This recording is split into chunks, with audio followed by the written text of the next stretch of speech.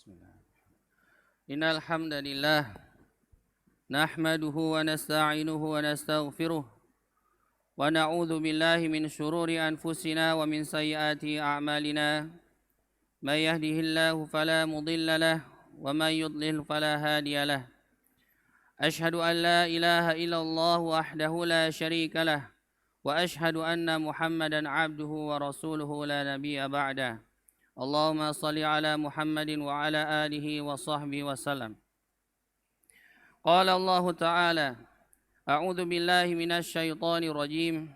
Ya ayyuhalladzina amanu taqullaha haqqa tuqatih wa la tamutunna illa wa antum muslimun.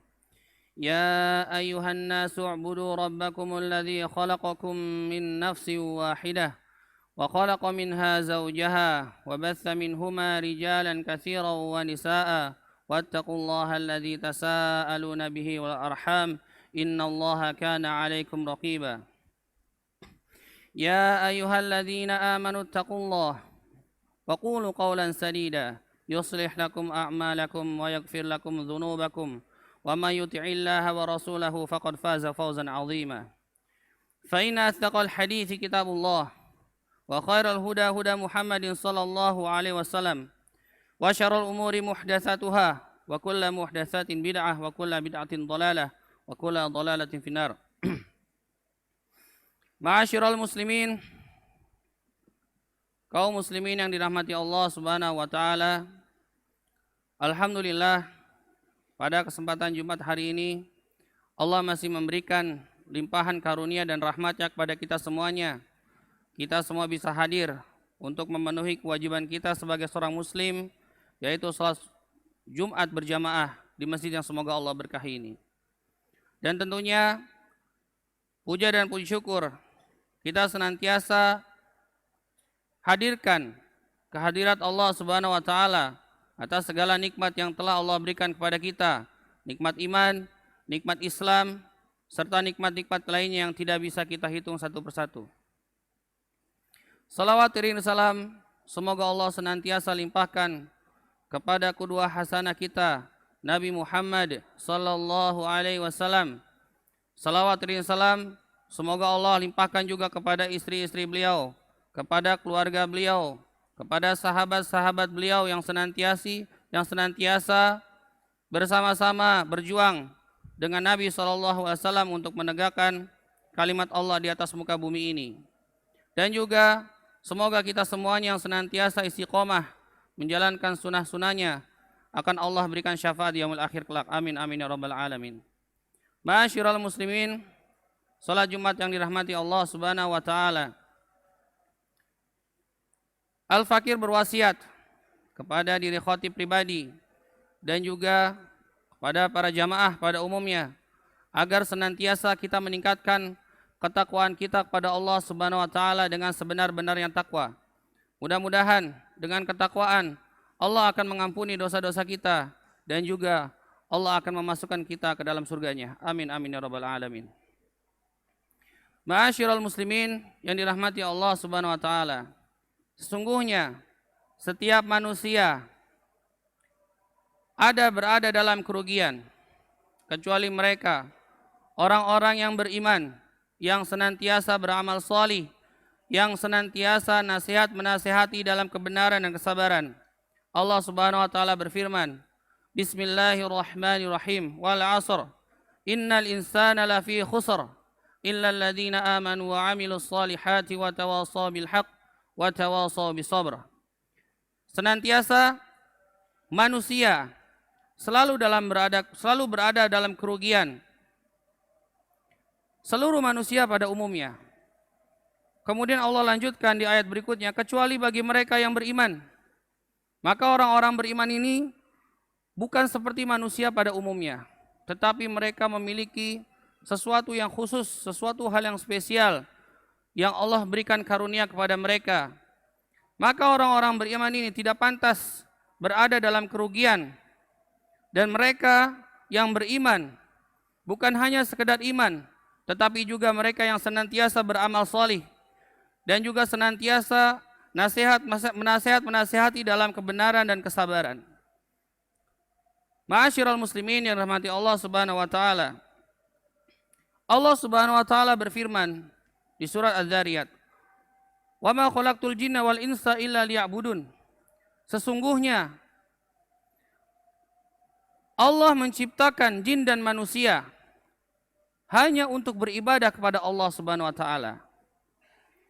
Jadi di alam semesta ini hadirin semua yang rahmati Allah, manusia dan jin, mereka adalah makhluk-makhluk yang diberikan beban, yaitu sebagai hamba yang mukallaf, yang diberikan beban untuk beribadah kepada Allah.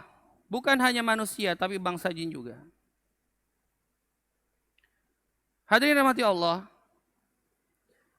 maka sudah sepantasnya kita sebagai seorang manusia, terlebih kita ini adalah hamba-hamba Allah yang beriman, maka kita harus senantiasa beribadah kepada Allah.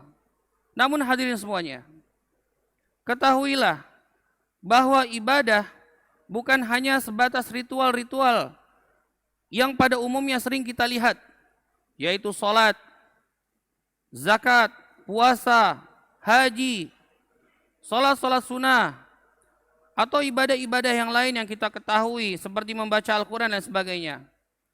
Maka hadirin rahmati Allah Subhanahu wa taala, ibadah itu adalah sesuatu yang kita yakini apabila segala sesuatu kita lakukan karena Allah maka akan mendapatkan kebaikan. Maka hadirin semuanya, yang tadi kami sampaikan bahwa ibadah bukan hanya sebatas sholat, ibadah bukan hanya sebatas berpuasa, zakat atau haji atau lainnya, tetapi ibadah itu ada hal-hal lain yang mudah kita lakukan. Apa contohnya? Misalnya makan. Nabi SAW bersabda, "Ya gulam, samillah, kul biyaminik." Wahai anak kecil, Nabi SAW sedang bersabda, sedang mengatakan sesuatu kepada seorang anak dari kalangan sahabat kecil ketika itu. Wahai gulam, wahai anak kecil, samillah, bacalah basmalah. Nah, ini adalah sebuah syariat hadirin semuanya, bahwa sebelum kita makan, bahwa sebelum kita minum, kita diminta untuk membaca basmalah terlebih dahulu. Kul biyaminik, dan makanlah pakai tangan kanan. Makanlah pakai tangan kanan. Ini adalah sebuah ibadah hadirin semuanya. Jangan sepelekan makan dan minum pakai tangan kanan. Kebanyakan kaum muslimin tidak mengetahui tentang hal ini. Atau mungkin mereka tahu tetapi mereka enggan mengamalkannya. Atau bahkan di antara mereka lupa mengamalkannya. Makan dengan tangan kanan, minum dengan tangan kiri, atau bahkan mungkin bisa jadi sambil berdiri dan lain sebagainya. Atau ibadah-ibadah yang lain yang mudah hadirin semuanya. Misal, Nabi SAW sudah mengatur jadwal keseharian kita dan beliau sudah mencontohkan apa yang harus kita lakukan ketika kita bangun tidur, ketika kita mau tidur, bahkan ketika buang hajat pun itu sudah diatur oleh Islam. Ketika masuk ke kamar mandi, ini satu yang mudah hadirin. Apa sulitnya kita masuk terlebih dahulu dengan kaki kiri dan keluar dengan kaki kanan? Apa sulitnya? Apa sulitnya ketika kita mau masuk kamar mandi, kemudian kita membaca doa terlebih dahulu, Allahumma inni a'udzubika minal khubuthi wal khaba'ith. Kemudian setelah keluar kamar mandi, kita membaca doa ghufranaka. Itu satu hal yang mudah hadirin semuanya. Tetapi mengapa kebanyakan dari kita enggan melakukan itu? Mereka masuk ke kamar mandi semaunya mereka sendiri.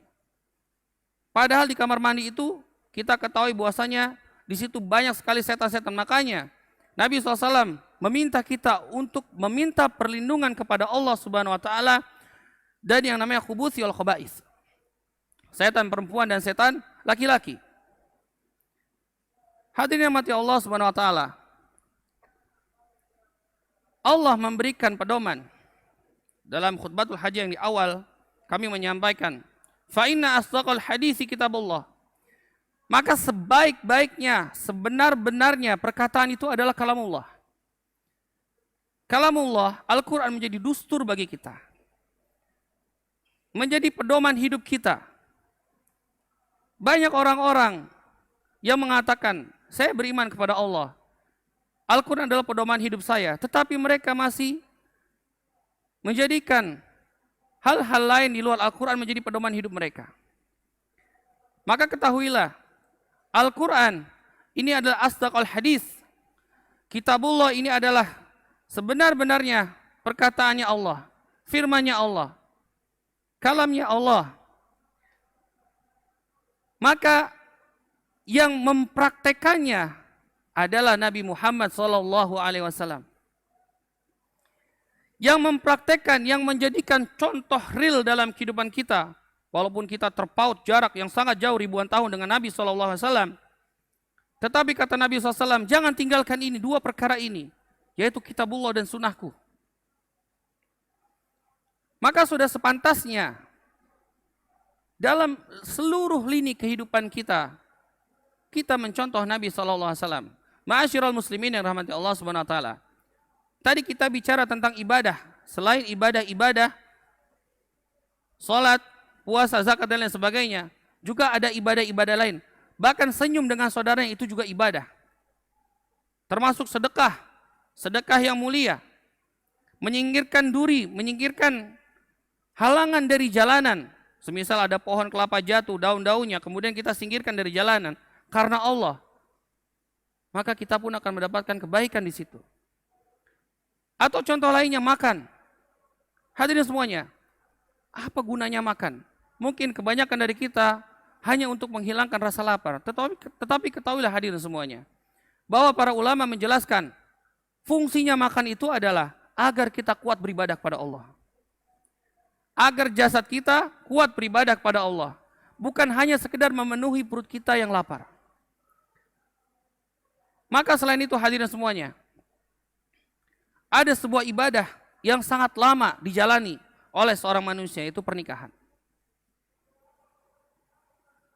Pernikahan ini adalah ibadah yang terlama yang dijalankan oleh seorang manusia, mulai dari akad sampai maut memisahkannya. Maka hadirin semua rahmati Allah, tadi kami jelaskan dan kami sampaikan bahwa sebaik-baiknya kalam ini adalah kalamullah. Dan sebaik-baiknya petunjuk ini adalah petunjuknya Nabi SAW. Dalam hal pernikahan ini, dalam hal berumah tangga, Nabi SAW bersabda, khairukum khairukum li ahlik, wa ana khairukum li ahli. Sebaik-baiknya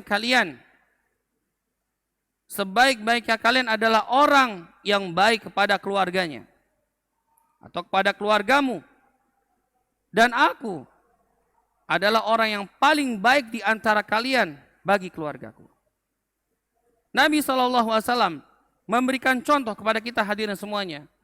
Beliau adalah seorang suami, beliau adalah seorang ayah, dan beliau adalah seorang kakek. Banyak contoh yang bisa kita pelajari dari hal ini. Nah, untuk menuju itu semua hadirin semuanya, maka kita harus mempersiapkannya terkait pernikahan.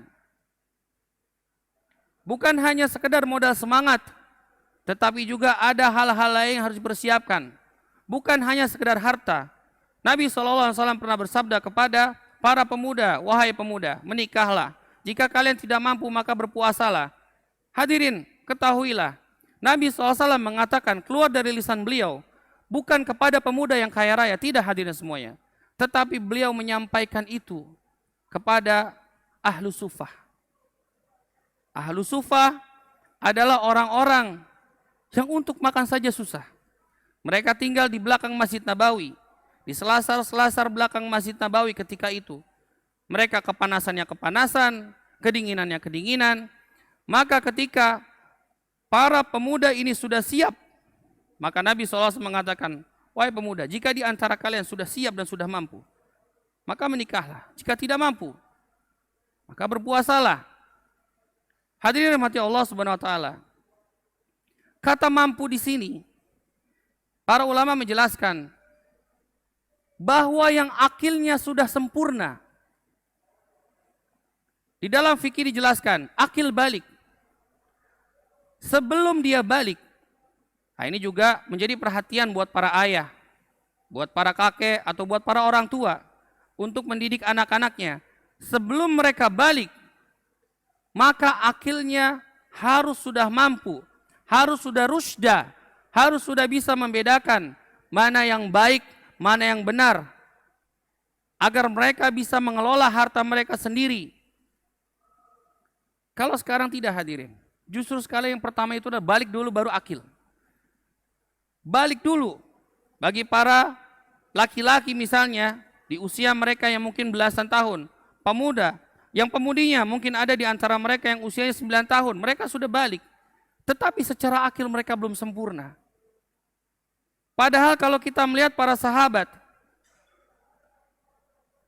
Ibunda Aisyah radhiyallahu anha menikah di usia yang masih muda. Sepupu Nabi SAW, Ali bin Abi Thalib, menikah di usia muda.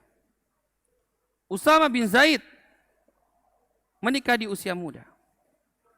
Maka hadirin semua yang dirahmati Allah, yang paling penting bagi kita adalah mempersiapkan diri kita.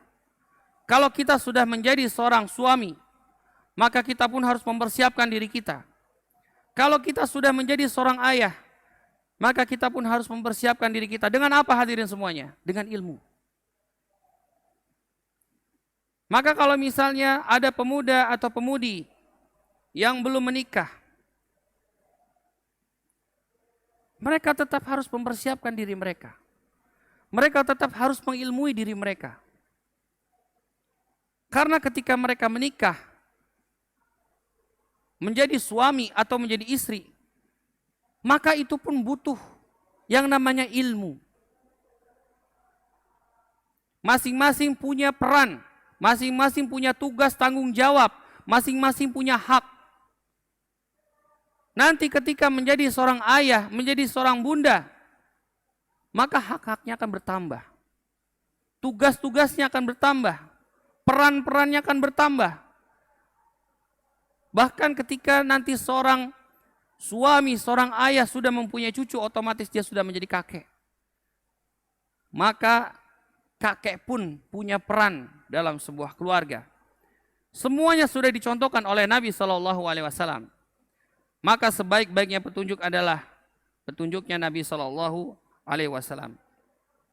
Hadirin rahmati Allah Subhanahu Wa Taala.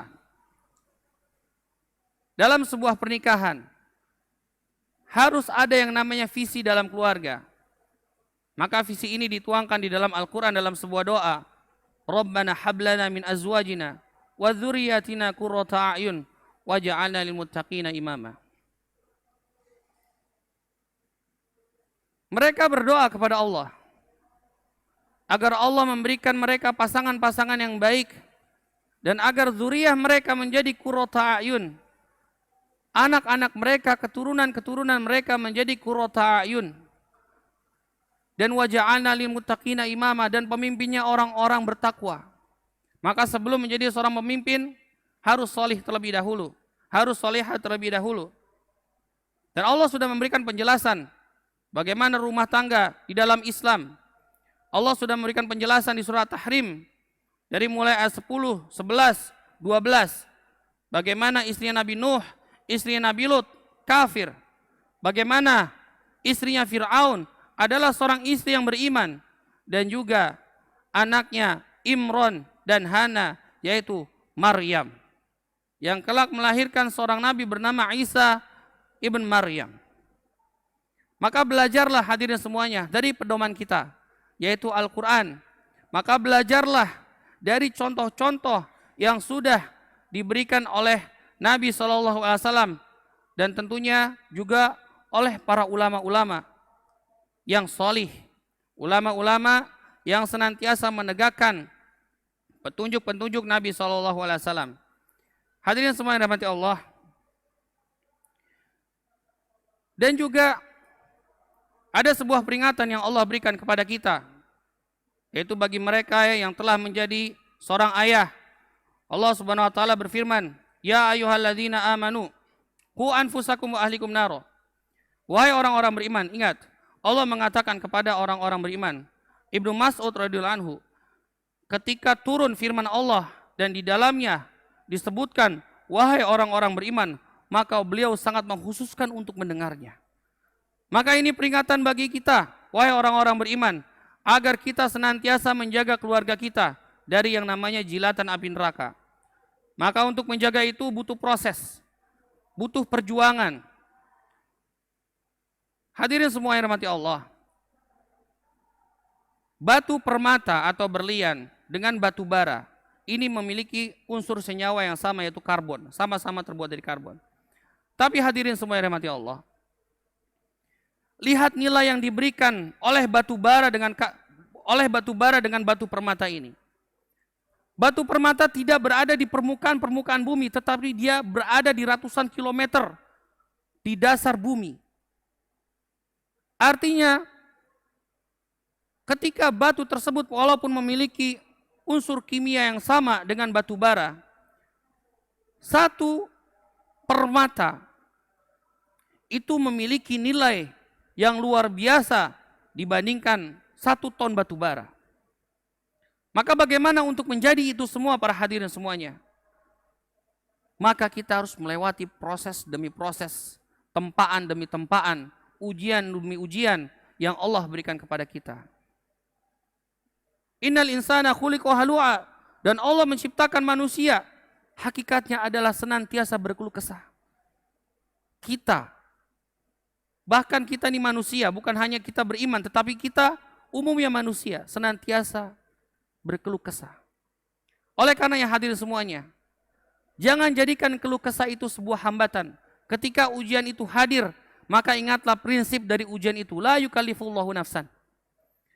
Kita harus yakin kepada Allah, bahwa ketika ujian itu datang kepada kita, maka kita harus yakin bahwa Allah memberikan ini karena kita mampu. Maka jangan biarkan syaitan melemahkan keimanan kita. Jangan biarkan syaitan membuat kita berputus asa. Kalau ada di antara hadirin semuanya yang saat ini belum mendapatkan pekerjaan, maka senantiasa berdoa kepada Allah. Ya Allah, berikanlah aku pekerjaan yang halal, yang berkah. Ya Allah, cukupkanlah hamba. Dan jangan engkau berhenti untuk berdoa kepada Allah. Tentunya iringi dengan ikhtiar dan tawakal. Kapan tawakal itu dimulai hadirin semuanya? Tawakal itu dimulai dari pertama kali kita mulai berikhtiar. Jamaah semua yang dirahmati Allah Subhanahu wa taala. Demikian khutbah yang singkat ini. Mudah-mudahan memberikan manfaat dan banyak kebaikan untuk kita semuanya, dan agar semua kita dimasukkan ke dalam Allah, menjadi hamba-hambanya yang senantiasa dirahmati Allah, dan hamba-hambanya yang senantiasa mendapatkan ampunan dan kelak dimasukkan ke dalam surganya Allah Subhanahu wa taala. Barakallahu li wa lakum fil Qur'anil azim, wa nafa'ani wa iyyakum minal ayati wa dzikril hakim. Aqulu qouli hadza astaghfirullah wa lakum. Innahu huwal ghafurur rahim.